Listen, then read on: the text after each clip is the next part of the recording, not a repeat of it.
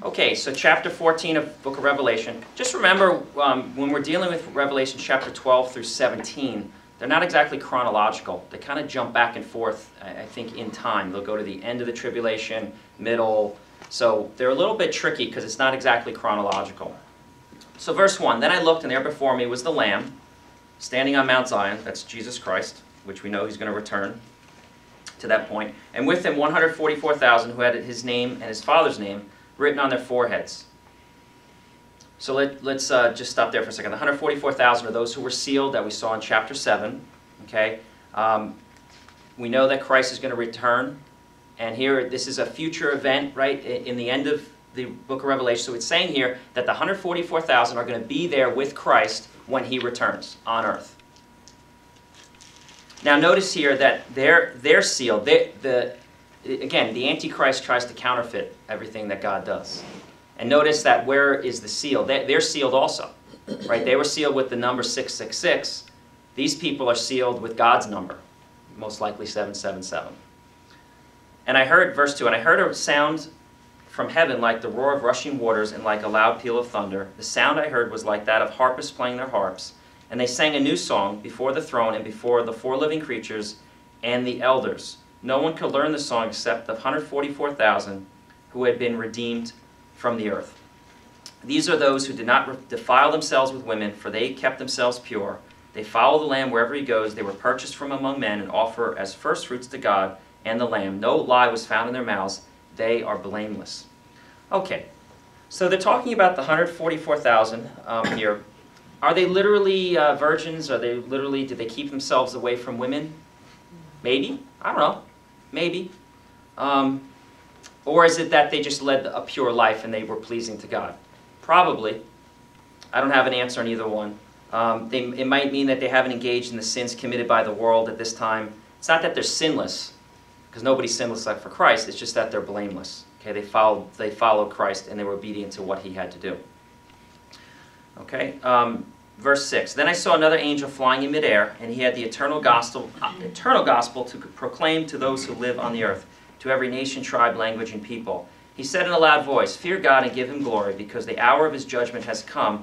Worship him who made the heavens, the earth, the sea, and the springs of water.'" The everlasting gospel, what is that? That's an ageless gospel, not for any dispensation. I think really the message is this: fear God and give him glory. That's really the message there, in my opinion. Judgment's about to come. The good news is that the justice will finally be served through God's judgment of the wicked and grace to believers. I think this is what they're talking about there. Okay. Now in verse 8, "A second angel followed and said, 'Fallen, fallen is Babylon the Great, which made all the nations drink the maddening wine of her adulteries.'" I don't think Babylon is a literal city. I think it's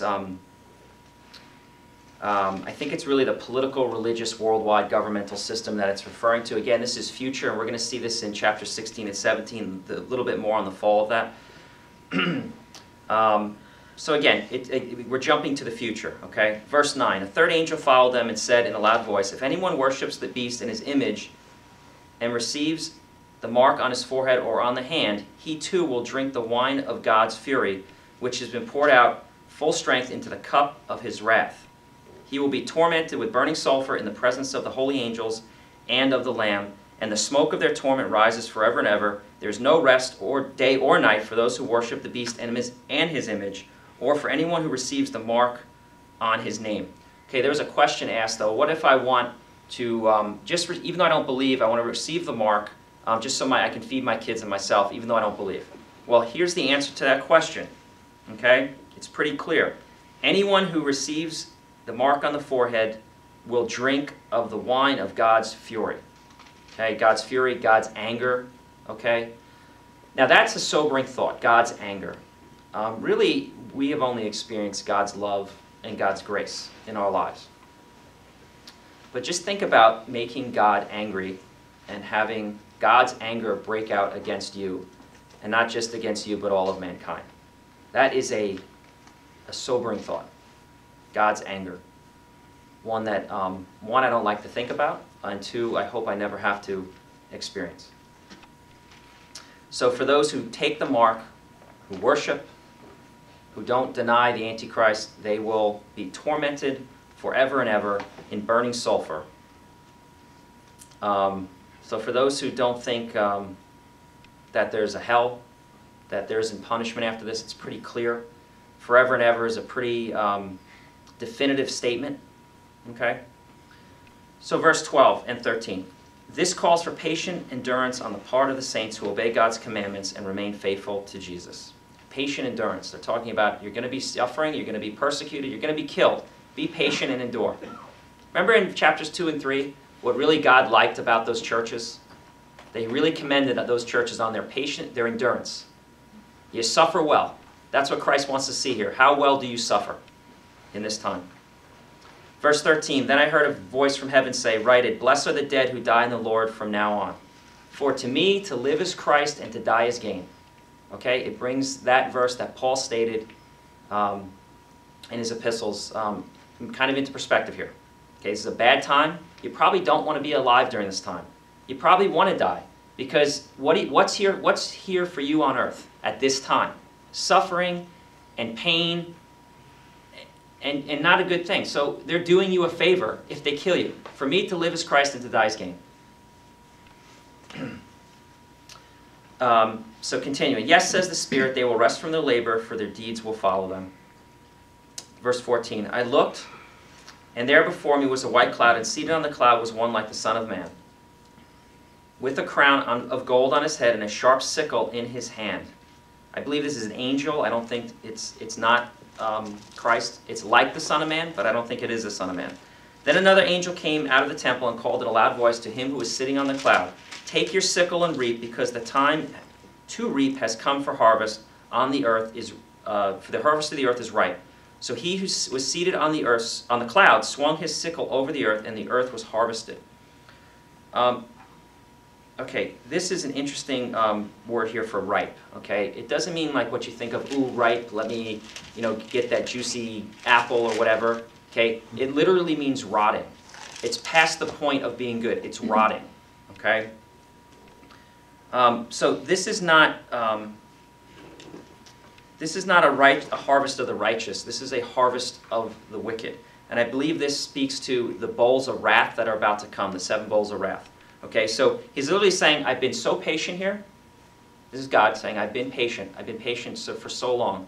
My patience has run out, and you have become a stench. You are rotting people, okay, and I'm going to harvest you, meaning the judgments are going to come, and you're going to be punished. That's what this verse here means. I don't think it means that, it's the harvest of the righteous. Okay, so on there, right, put rotting in your Bibles. Verse 17, another angel came out of the temple in heaven, and he too had a sharp sickle.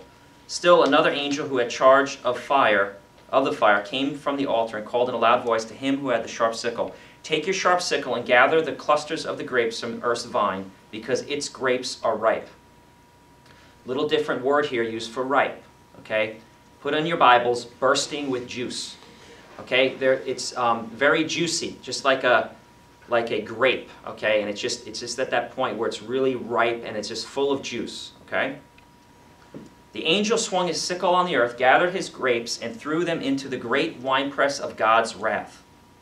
They were trampled in the winepress outside the city, and blood flowed out of the press, rising as high as the horses' bridles for a distance of 1,600 stadia. Okay, let's look at this one a little more. Verses 15 and 16 refer to the 7 bowl judgments. Okay, 17 through 20 refers to the return of Christ. Okay, this 17 through 20, if you put on there, the 7th bowl. Okay, the 7th bowl is Christ's return. Remember, Christ's return, we tend to think of Christ's return as, yay, Christ's return is second coming. But just remember, it's one of the 7 bowls of wrath. Because when Christ returns, and we're going to see this later, anybody who's not saved, okay, anybody who is bearing the mark, is killed by Christ.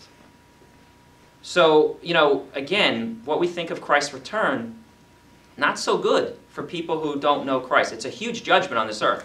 There's that verse in Matthew chapter 24 that says, if God had not cut the time short, nobody on earth would survive. Okay, the utter destruction that comes as a result of Christ's second coming is overwhelming. Okay, and this is what it talks about here. Here, really, you can put on here also the Battle of Armageddon. in verses 17 through 20. Okay? Now, some people think when they say that the... oh, let me back up. Okay. Picture I Love Lucy, the famous episode where she's stomping the grapes. Okay? Now, you think of stomping grapes, what happens? The juice splatters all over. Okay? Now, again, this word for ripe in verse 17, it's the grapes are just full of juice. And literally, you can think of when Christ comes, that just the splattering of blood that happens because of the bloodshed that occurs. Okay? And it says here, the bloodshed occurs up to the height of the horse's bridle. Okay? For 1,600 stadia is 200 miles. Okay? Now, some people think that you're going to have blood literally like this thick. I don't think so. I think what's going to happen is you're going to have for 200 miles, you're going to have blood splattering. Because they give the imagery of the ripe grape, okay, and the wine press. It's like literally a splattering. So could it be that there's that much? I don't know if that's possible. I just, but I think it's a splattering. And that's what they're talking about. So for 200 miles, okay, just picture that scene. This is just an utterly crushing judgment on mankind. Okay? So again, just the unveiling. Remember, Revelation literally means the apocalypsis, unveiling of Jesus Christ. When Christ comes to earth, it is an unveiling. Okay? Christ is unveiled, and it's going to be a lot different than what people think. Okay? Let me see if there's anything else I want to talk about here. All right, so I think that's it for now, and we're going to go on to chapter 15 next.